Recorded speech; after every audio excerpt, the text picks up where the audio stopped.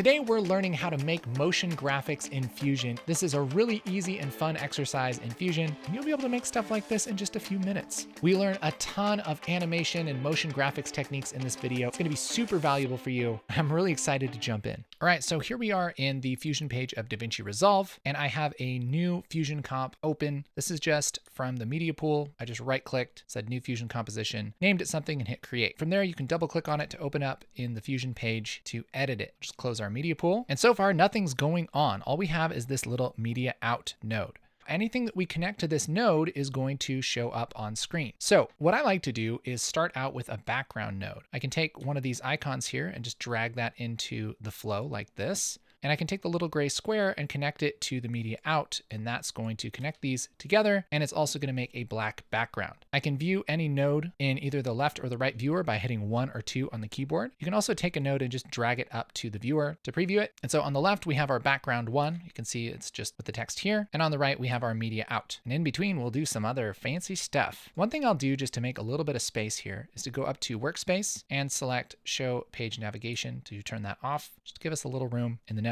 Let's take this background and go over to the inspector, twirl down this color, and let's make this almost white, something like that, just so we have this nice little background. And we're gonna make a title for, let's say, I don't know, a kid's program, kid's show called Going Deep. Maybe it's a little bumper for, you know, a VBS or something like that. But let's start with our text. This third icon over, I'll drag this over like this, and I'll take the output of this text and just drag it on top of the output of the background 1 like this, and that'll make a merge node. A merge node puts one image over another image. The other way we could do this would be to drag a merge node from our toolbar here like this and let go of it when it highlights this line in blue. And then I could take the output of this and put this into the green input, which is the foreground. Now, nothing's happening because we don't have any text in here. But if we say, you know, going deep, like that, just change the color so we can see anything. Just make it kind of golden color, push up the size. We're gonna change this a bunch, but we can at least see what's happening. We're putting the text over the white background. The reason it only shows up here is because we have our media out loaded into our second viewer, and whatever image this is making is what we look at here. And we have our background in the left viewer, and so we only see that white background. Okay, I'm gonna go to the upper right-hand corner here and click this little arrow box button, and that's gonna shrink my inspector to be up here, just so I have a little more room down in the nodes. By the way, I can push and hold on my scroll wheel to kind of pan this around. I'm gonna be doing that a lot. And now, since this is called Going Deep, let's do kind of a little ocean theme. So let's make some water. I'm gonna take this background and move it to the left a little bit. And I can hit F2 on the keyboard to rename this. We'll just call this white, all in uppercase letters. You could also do something like white_BG for background. It's always nice to put the type of node as kind of a suffix for whatever you rename things as. If it's just gonna be a color, sometimes I just do capitals and just say the color. Let's make another color. I'm gonna take this background and drag this down again. I'm gonna rename this and call it caps lock blue. And again, I'll take the output of this and drag it over the output of my white. Now we have a black background because we haven't actually told this to be blue yet. We'll go over to color and make this kind of a nice sea blue, something like that. Yeah, okay. Let's actually just turn off our text right now. Let's select this merge. And here in the inspector, we have this little toggle switch. I can turn that off. That's just going to disable the node for now. And so we have the text enabled, but we're not putting it over anything. We're just passing everything through that. So all we see is this blue background because it's over the white background. Now, let's say that we want some kind of, you know, ocean waves shape. We can limit this background with a mask to kind of make it a different shape. The masks are right here, and there are several different kinds, but this time I'm just gonna grab the B-spline. Take the B-spline and just bring that down near our blue, and I can take the output and connect it to the blue input of whatever I want to mask. So this background, just gonna connect it there, and the blue disappears. That's because it's only going to draw that blue where I have the mask, and I haven't drawn a mask yet, so it's not gonna put it anywhere. If I were to click around like this and then close that path, that blue is gonna be drawn inside of that path, okay? So I'll just hit Control Z to undo that a few times. And I'll hold Control and zoom out with my scroll wheel just so I can draw off the edges of the canvas a little more. And I'm just gonna kind of draw some spikes like this. And the reason I'm using a B-spline is because it sort of averages out these spikes and it doesn't let me have any sharp corners. It just has this nice kind of soft wavy shape, which is so perfect for drawing waves. Dude. Yeah, poles are perfect for holding water, man. And then what I'll do is I'm going to make this really wide. I'm actually going to kind of go off the edges of the canvas a little bit, and I'm going to make this really big like this. You'll see why in a minute. So we have sort of a boat shape. I didn't actually really mean to make it that shape, but what we're really interested in is the bottom part of this being completely blue and then the top of it being trimmed to this little wavy shape. All right. And now I can take this mask and I can move this around. We can have, the water filling up sort of feeling, and I can kind of move this back and forth and it looks like the ocean. So good. Let's go ahead and animate that. We want these waves to end up something like this, where we just have a little bit of white maybe at the top. And actually we'll have this completely fill up the screen like this. And so this is going to be our end point. I'm going to move my playhead to wherever I want this to end up. So let's say maybe after 30 frames or so, something like that, this is going to be completely blue. So this is what I want it to look like at 30 frames. Now I'm going to add a keyframe to whatever I want to change over time, which is actually going to be this little point, which is called center here for this B-spline right here, center. And so I'll make sure this is where I want it to be at frame 30, and then go over here to the inspector at center. And there's this little diamond here. If I click on that diamond, that's going to remember that I want the center to be 0.485313 blah, blah, blah, and Y 0.648 blah, blah, blah, blah at 30 frames. Now I can move this playhead. So let's move this back to 0. And now I can take this center and I can change it either by grabbing these numbers and kind of pulling them to the left or right, or I could even just grab this little widget here and pull this down. I'm going to pull it down, but I'm also going to pull it to the side because look, when I pull it to the side, it looks like the waves are kind of moving back and forth.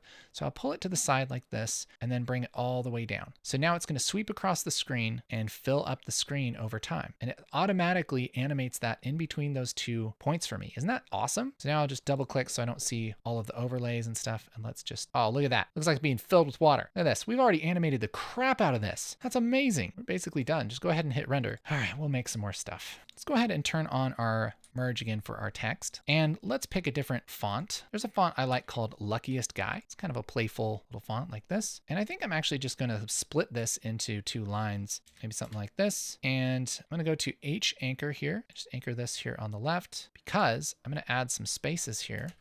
And just move that around a little bit. I like that. Yes. We can rotate a little bit with our little widget here. Boom. See, that looks cool. And we'll put this sort of in the middle like that. Maybe take the size down just a touch. Now we're going to place this right in the middle where we want it to be. See, this is looking designy. It's almost looking kind of Dr. Seussy actually. Now we have going deep. That looks cool. But let's get fancy. Here where this water goes up, we can make this do a color change where this is a different color below the water than it is above the water. Oh snap, how do we do that? Well, things are gonna get pretty intense here for a second. Let's go ahead and take our blue background, which if we remember, we can preview by dragging up to the left viewer, or we can hit 1 on the keyboard. This is just like a solid blue. I'm gonna select this and hit Control C, and then double click off of it so nothing is selected and hit Control V. And that's gonna paste this, but it's not going to have that mask anymore. It's just this regular blue. And what we could do is we could use our text as a mask. Instead of drawing a shape, we could just use the transparency of our text here to control the transparency of our blue. So I could take this output from this text. Did you know that you can connect a node to multiple things? You can connect it to this blue input of our blue here and check it out. It makes blue letters. Now, why does it do that? It's because we're using the transparency from our text and we're applying it to this blue color. Pretty fancy. And so we could do something like take this blue and merge it over everything. And if I drag my media out back to my right viewer, and then I go back here, we'll see we have blue text. Once the water rises, we want to change back to that yellow text. So how do we do that? Well, we can actually use this same mask that we're using for our water to mask our blue overlay for our text. And we can just make it not appear where this mask is and just let us see that yellow over it.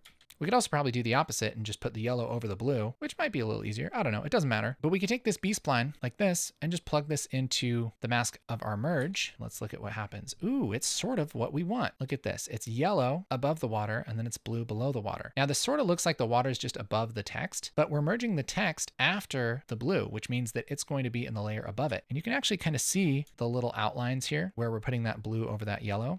So it's not quite what's happening. Let's select this merge 3 right here. And then in the inspector, go over to settings, and you have a bunch of random controls for various things on this, whatever node you have selected. And if we hit apply mask inverted, check that out. Check out what we're doing. Look at that. This is just so easy. All I did was just connect that and then hit invert. And now we got this two-tone thing. Oh, baby. Look at that. That looks awesome. Going deep. And we saved a whole lot of work because we reused the text. We didn't have to make new text. And we reused this mask. We didn't have to remake the mask. You could certainly copy and paste the text and just turn it blue. But look at this. If we say going deeper instead, super easy to do that. And guess what? Still works with our transition. If we had this, let's say Control C, Control V as separate text, we'll just turn off this merge for a second, merge it over and turn it blue and apply to our mask, but inverted. We'd have a similar effect and that totally works. If we decide to change this around, guess what's going to happen?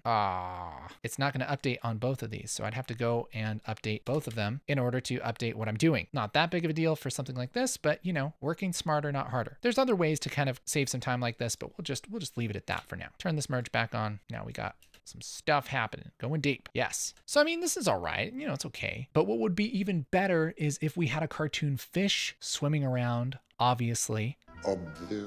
So let's do that. Why don't we just make a little cartoon fish? Don't worry if you don't know how to draw. This is going to be so easy. Let's just move the media out to the right and we're just going to connect our fish right here at some point. In fact, let's do that. Let's just grab a background and take the output of our background and merge it over our merge 3. And we have just a black screen. Let's turn this to orange because we're going to make like a goldfish. Okay, orange, something like that. Probably play with this later. Rename this orange. And now, just like we added a mask to our blue ocean, we're going to add a mask to this to create the shape for a goldfish. And we're going to use these tools right here. In fact, this third one is called a polygon. Take this, drag it near the background node, take the output here and just plug that into the mask. And now it disappears, right? Because it's only drawing this orange where that mask is and we don't have a mask. In fact, I'll just grab this orange and throw it into our second viewer here so we can see what the heck is going on without having the text under it and all that stuff. And I'm just going to draw kind of like a little almond shape like this. There we go. I can grab these little handles and move things around. If I push the handles closer together, that becomes a sharper point. So we'll just do something like this. I can select all these points and I can scale them and move them around with a little shape box. If I go up here right under the title, there's this little icon. You can click on that and that'll make a little shape box and you can kind of scale this and everything. So we're just going to kind of scale this down so we have some room. Grab the edge of the box to move it around, something like that, and then just turn off the shape box when we're done. If you have a point that's too pointy like this, you can hold Control and grab one of these little handles and move that around. You can also select it and hold Shift and hit S, and whatever points you have selected, it's going to smooth. So I'll just select just this point and hit Shift S and just turn this down a little bit. This is going to be the main body for our fish. Okay, something like that. Cool. Now I want to add some more shapes here. There isn't really an option to do that inside of my mask. What I have to do is make a separate mask. It's not that hard. I can just grab another mask like this and connect it and just daisy chain these things like this. And by default, they'll just add those together. So I'll add another shape. Let's do the top fin here. So we'll just kind of click and drag and make little shapes here. There we go. There's this top fin and I can move this around and edit it, that kind of thing. Make it look like a good fin. Yes, such a good fin. Okay, there's the top fin for our fish. Looking good. And let's rename these before things just get completely out of hand. Top fin.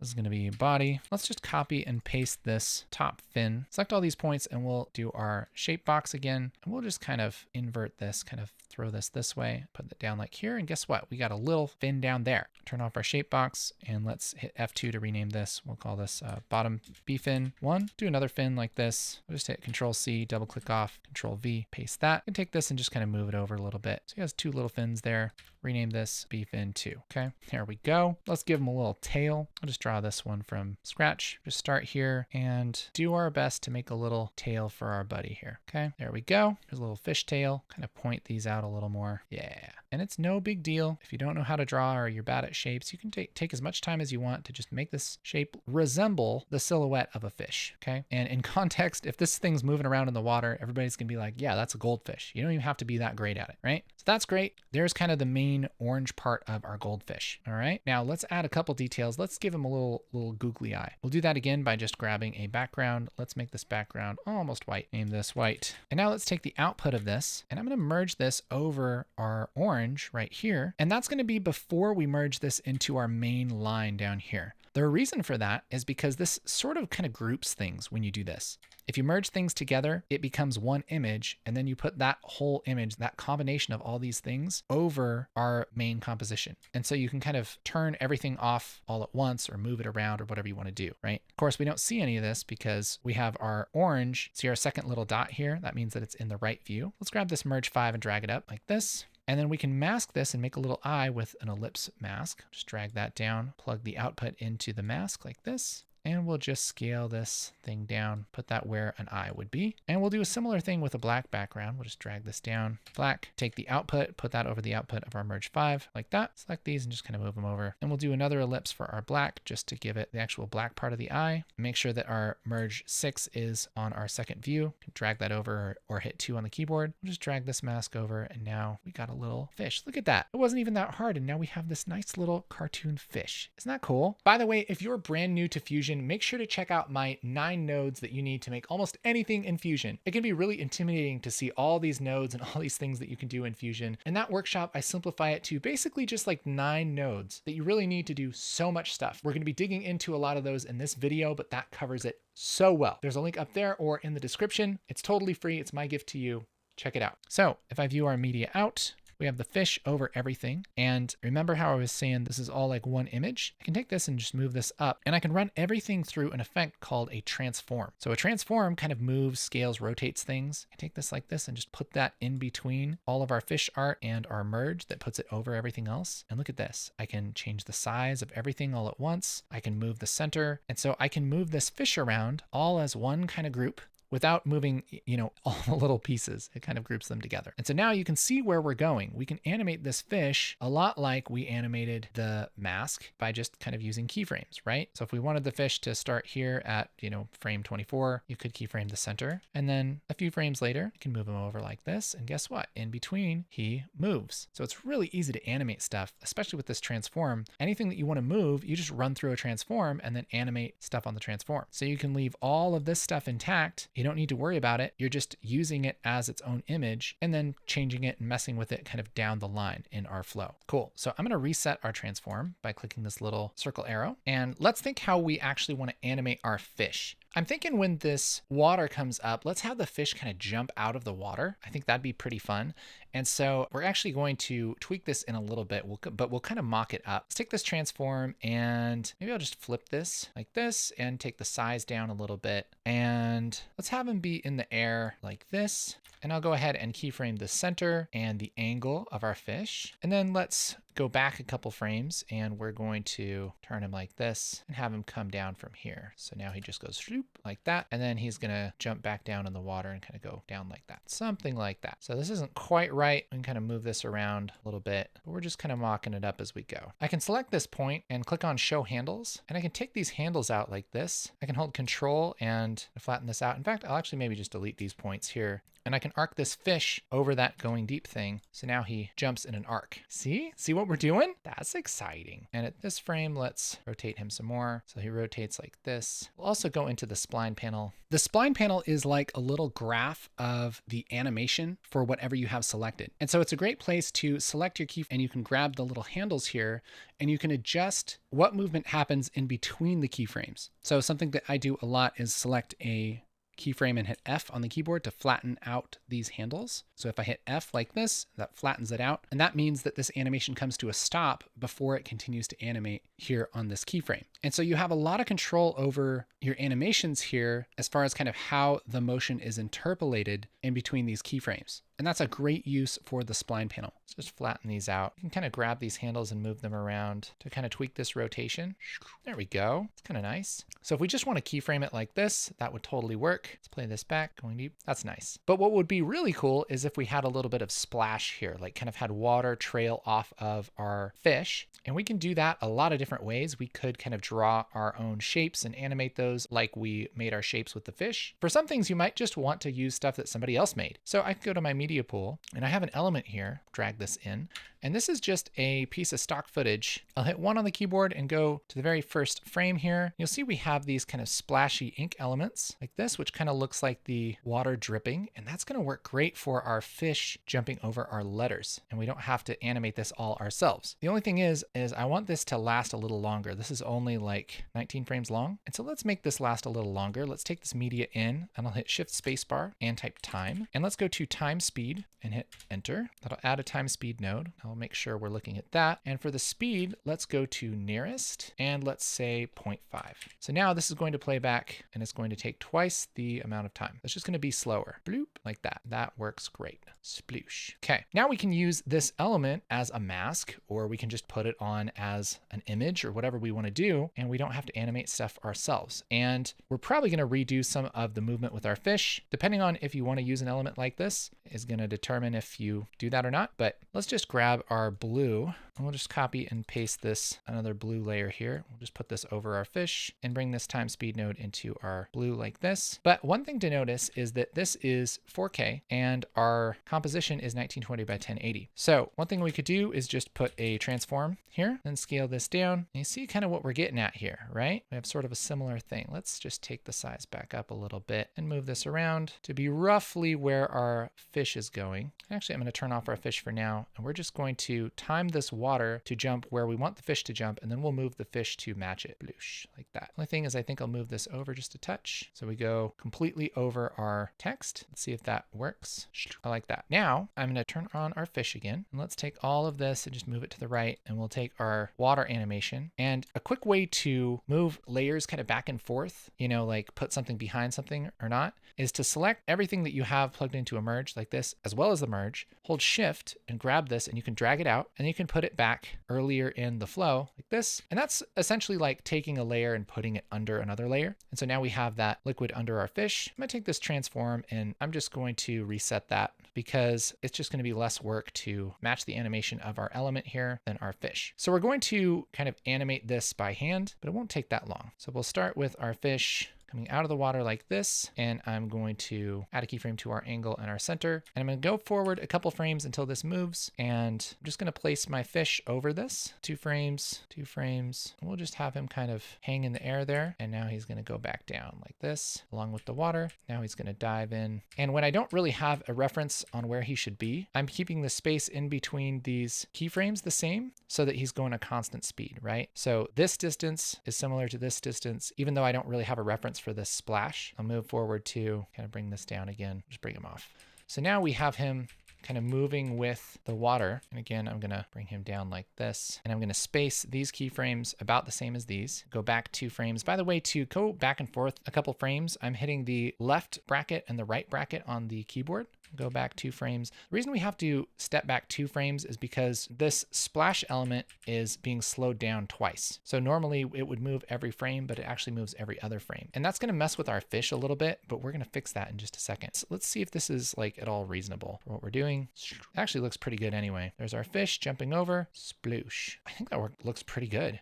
Sploosh. Yeah. If we did want the fish to move exactly the same way as the water does, we could go to our spline panel and select our transform for our fish and click to show both of these. And right now, by default, in between the keyframes, it just draws a line. It will pick the value that's in between the 2 keyframes. So, you know, it's moving halfway towards the next keyframe. But if we select all of these, and instead of that, we switch to something like this step in mode, look what happens. Boom. It stays on one keyframe for 2 frames, and then it moves to the next one, 2 frames, moves to the next one, which is going to match the motion of our element here. And it's going to look a little bit more stop motion-y, but it's fun.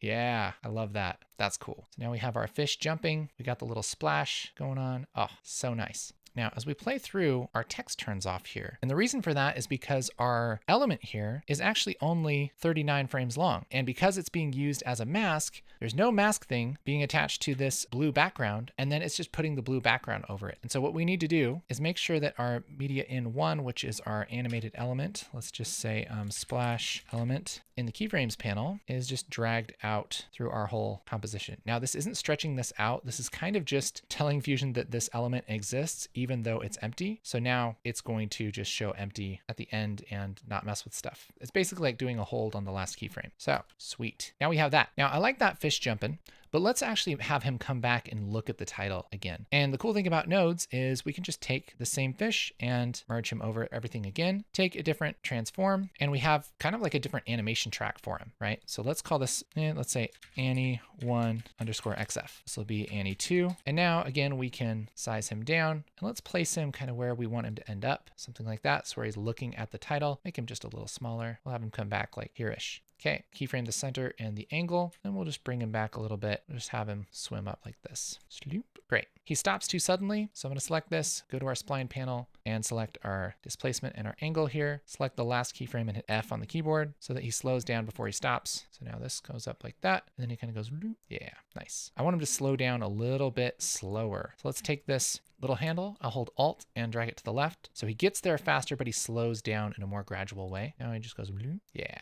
So he's underwater, and so he should be moving a little bit. He should be kind of bobbing up and down. So one thing we could do would just be to kind of animate him moving back and forth a little bit, but we can sort of automate this by using a modifier. A modifier is just a fancy way to apply some animation or kind of change things on one of these properties without having to do it yourself, okay? So since we have the center already animated, we could mess with the pivot a little bit and just kind of move him back and forth. And so rather than just keyframe this pivot, let's add a modifier. We can do that by right-clicking on pivot and go to modify with, and I'm going to select something called perturb. Now, when we select perturb, it's going to add kind of a filter to this. And if we go to modifiers with our fish animation 2 transform selected, we have the controls for the modifier. So a perturb modifier kind of moves things around, like it kind of does this. And we can change the strength, the wobble, and the speed. Speed's how fast it goes, strength is how much it moves, and wobble is like how much it kind of like wiggles as it moves. So let's take the wobble down a little bit. Let's take the strength down a lot, maybe the speed up a little more. Let's see how that looks. So now he's kind of just moving back and forth. See, maybe take the strength down even more, take the speed down a lot. Let's take down the speed quite a bit. Maybe we'll take the strength up and the speed down. Now he's kind of just bobbing around like that. See, we didn't have to do much. And it's like this nice little kind of animation here for our fish. That's so neat. So we can leave it like that, but we have sort of a stop motion thing happening when he jumps. That's like a 12 frames per second kind of thing. And we can add that to this if we want to using an effect called stop motion. And that's just going to repeat frames. The reason why we're using this rather than going into the spline panel and doing this thing is we don't have a whole bunch of keyframes here that we can make stair steps out of. All we're doing is moving him smoothly to one position. And we also have our modifier going, which doesn't have keyframes that we can interpolate like that. So we're just going to kind of run it through a filter, and it's going to give us the same result. We're just going to set frame repeat to 2, and it's going to only move him every other frame. So now when he comes in, so this makes a lot of sense, but then he comes in and it's a little bit more jerky. Yeah, which we may or may not like that. I think I'll probably just take that off. Up to you whether you want to put that on or not. But there's our text and our little goldfish looking at our text. I think that looks nice. So now we have the going deep title. Oh, that's so cool. All right, I feel like we're almost done here. Let's do one more very tricky, very cool thing. Since this is going underwater, let's make it make some bubbles. Now, there are a lot of ways to do that, but there is a built-in particle system inside of Fusion that's really good. And how crazy you want to get is based on how much experience you have with particle systems. Even if you're not really familiar with them, this is still pretty easy. Here towards the right of our toolbar, we have 3 icons with dots. We have a P emitter, a P directional force, and a P render. To make particles, you need a emitter and a renderer, and then you connect those together. The renderer actually makes an image out of the particles, and then the emitter like simulates the particles. So if we take the renderer and we throw it up here on the right viewer, select that, we'll see that we have this 3D world. I can hold down Alt and click and drag with my scroll wheel to see all these little particles that we're making from this emitter. Now this is 3D particle system. We could turn this to 2D by just going to P-render output mode 2D. And now we just have an image with these little dots that are being made in this circle. Now, without getting too deep into particle stuff, basically this emitter controls how many particles are made and what they look like and what they do. And the renderer controls kind of how the scene is rendered and how it's made into a 2D image. So most of your work is going to be in the emitter. And I mean, this is a whole deep video, but what we're going to do is just make a couple tweaks here. We're going to go to style, and under style, we're going to click brush. And for the brush, we're going to go to bubble, and we'll take the size controls and push the size up a little bit to maybe like 0.5. And we're going to go to controls and go to velocity. We're going to push up the velocity a little bit, and that's going to shoot bubbles to the right. We're going to change the angle to 90. And now what this is going to do when we play this back is it's going to make bubbles and they're going to float up like that, which is cool. Let's take the number down just so it's easy to play back. Let's do like 2. So now that's going to make 2 bubbles per frame. And you see what we're getting at here? Lots of bubbles. And we can take this render, take the output of it and merge it over everything. This. Then I'll select media out and hit 2 on the keyboard. And look, we're making bubbles. Oh, that's so cool. So one thing we could do is just take this emitter and change the width of it and just kind of throw this roughly over our title. And that's, you know, it might just look fine for what what we're doing. We make some bubbles there and we get a pretty decent effect, right? So if you don't want to do anything fancy, you can do something like that and it's probably going to be fine for a lot of stuff. But if we want to get real crazy, we can take this emitter and over here, this fourth icon is region. Now, region is basically this shape that emits the particles and you can change everything about the shape. By default, it's a sphere, but you could change it into like a line. And so you have 2 different points on a line. And so, you could just make a rough line that kind of outlines our title like this. And now as we play this back, it's going to be a little bit closer to our text, which again might be just fine. But we can also set this region to bitmap. And what that'll do is look for an image to generate particles with. And it's going to look at the alpha channel by default, just like it would for a mask. And so we could take something like our text, which we have here on the left, and I can take this text and just plug it into that emitter. And now watch. The text is actually emitting the bubbles. And so now as we play this back, the bubbles are coming from only where the text is, which is pretty much what we want, right? We want those bubbles to be coming out of the text. The problem is that it's going to start right when that text starts, and whatever the text looks like, it's going to be emitting bubbles. And it's also making bubbles before it goes underwater. One thing we could easily do is just take this same water mask, take the output of this B-spline, and just plug this into the merge. And now we're only going to see those bubbles underwater, basically. So now, bloop, that's going to work pretty well. So now as we play this back, it's making bubbles.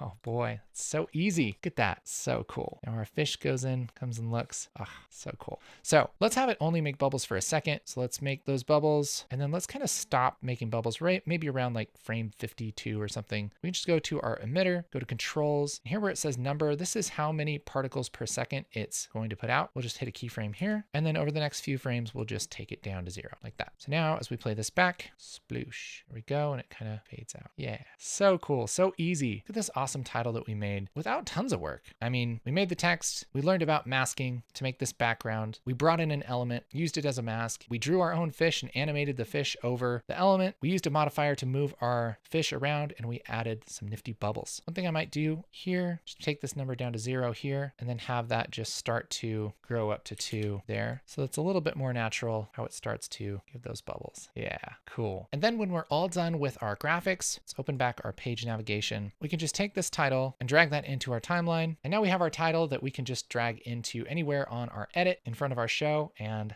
oh boy, we have this awesome title sequence. Isn't that cool? Hey, if you're new here, my name's Casey, and I love helping people understand and learn Fusion. Because if you're editing in DaVinci Resolve, Fusion is such a powerful way to make motion graphics and visual effects and just spice up your videos. And it's really intimidating for a lot of people. And so I'm trying to simplify things, make it really easy to understand so that you can make amazing things. So if you're new to Fusion, make sure to check out our 9 nodes workshop. It's totally free and it helps simplify a lot of stuff and really unlock the ability to start making some pretty cool stuff with very little effort. Also, if you haven't checked out this video, this is very important for learning Fusion, all of the good things. And hey, thanks for stopping by. If you have any suggestions or if you love this or hate this, let me know in the comments below. I want to hear from you. And if you make your own animated title by following this video, I really want to see that. Thanks for watching. Have a good one.